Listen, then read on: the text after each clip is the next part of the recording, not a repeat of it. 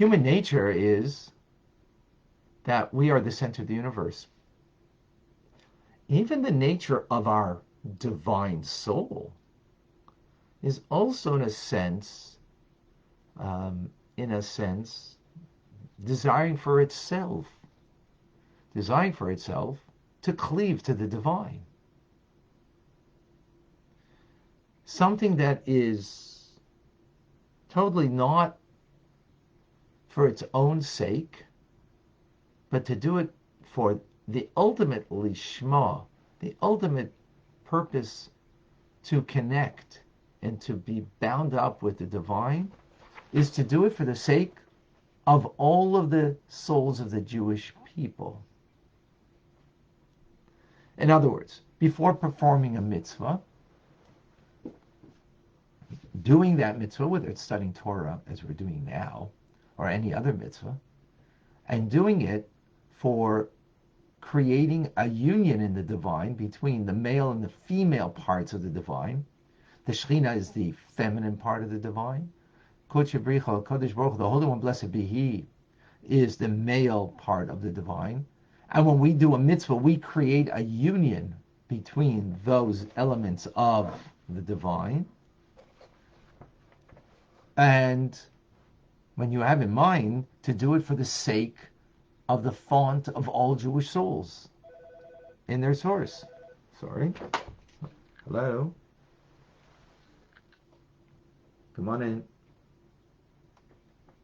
And just leave it up there. Thank you. Sorry. Delivery.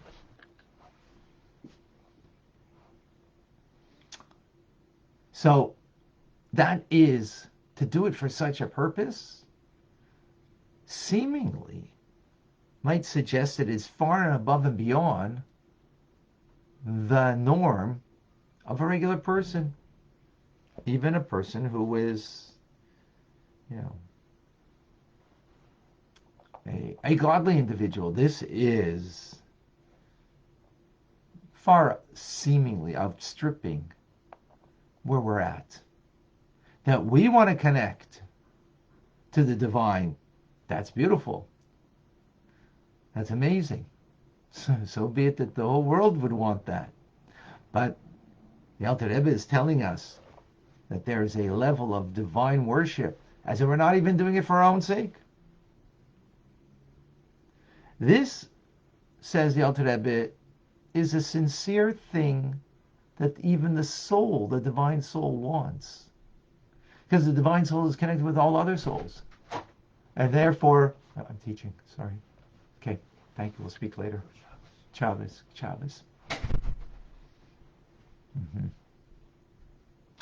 And this higher union of uniting all of the Jewish souls with godliness, right, is a magnanimous love, avarab as it's called, that you only have a love for God, not even for yourself, only to gratify God Himself, not even for your own soul's desire to quench the thirst it has. Like a child that wants to do for the parents, for the mother and father, more than they want to do for themselves. They will even put themselves in harm's way in order to save their mother and father that are incarcerated, by way of example. So this is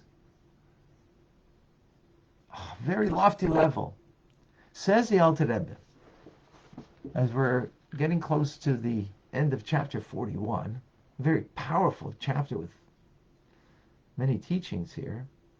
Nevertheless, even though this is not really where we're at, even from the godly soul's point of view, even though it is an element of the godly soul, absolutely, this desire to do it utterly only for God and not even for its own sake, yet we should habituate ourselves with this mindfulness, with this intent. Even though it's not going to be perfect, it's not going to be complete truth, because it's not the truth where we're at. To think about only the sake of God, and for the sake of God, it's for all of the souls. Anyways, to some extent, it is genuine because it is part of the inborn desire of the divine soul that it wants to do the supernal will of God. Period. Therefore, it's the soul's desire, this divine soul's desire, that we create this union above the male and female of the infinite Ein Sof, to bring that through that mindfulness, to bring that light into this world, and that it should encompass and fill the entire worlds, all the souls, for that matter, encompassing all the worlds. Very powerful indeed to think about our Torah study right now, that we create firstly a union above, which that itself is extremely empowering. But not only does it affect me,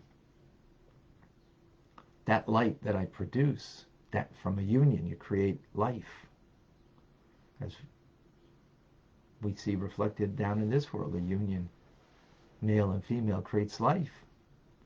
Above, it always creates life, the mitzvah that we do. So when we're mindful of that, and that life should bring life to the font of souls, is truly something.